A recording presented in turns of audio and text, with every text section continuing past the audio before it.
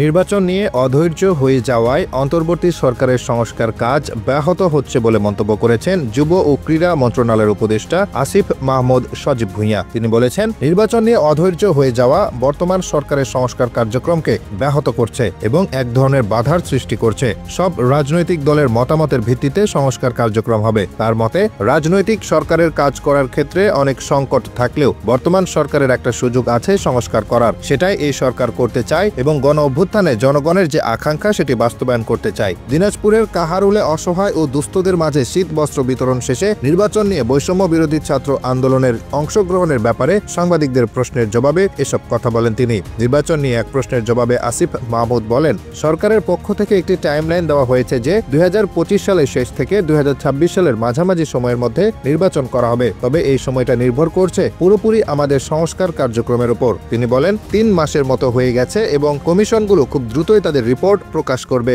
সেই রিপোর্টগুলো নিয়ে রাজনৈতিক দল ও স্টক হোল্ডারদের সঙ্গে আলোচনার মাধ্যমে আমরা সংস্কার কার্যক্রমের দিকে সরকার যাবে। সংস্কার কার্যক্রম বাস্তবায়নের পরে আমরা নির্বাচনের দিকে যাব। নির্বাচন কমিশন এটা নিয়ে কাজ করছে। এখন তিনি বৈষম্য বিরোধী ছাত্র আন্দোলনের সদস্য না জানিয়ে উপদেষ্টা আসিফ বলেন, আমি বাংলাদেশ বর্তমান সরকারের একজন উপদেষ্টা হিসেবে দায়িত্বরত আছি। তাই নির্বাচনের ব্যাপারে বৈষম্য বিরোধী ছাত্র আন্দোলন কিংবা অন্য কারো কি সিদ্ধান্ত সেটা আমি বলতে পারবো না। তিনি বলেন, আমাদের আন্দোলনের এক দফা ছিল ফ্যাসিবাদী সরকারের পতন এবং এই ব্যবস্থার বিলোপ। সেই এক দফা বাস্তবায়নের জন্য সরকার কাজ করে যাচ্ছে। ফ্যাসিবাদী ব্যবস্থার বিলোপের জন্য সরকারি প্রতিষ্ঠান ও সব প্রতিষ্ঠানে যে ধরনের সংস্কার প্রয়োজন সেই সংস্কারের এজেন্ডা নিয়ে সরকার কাজ করে যাচ্ছে। রাজনৈতিক দলগুলোর সঙ্গে আলোচনার ভিত্তিতে সংস্কার কাজ শেষ করা হবে জানিয়ে আসিফ মাহমুদ বলেন, সুতরাং কাউকে এখানে বাদ দেওয়া হচ্ছে না, সকলকে সঙ্গে নিয়ে এই সংস্কার কাজ করা হচ্ছে।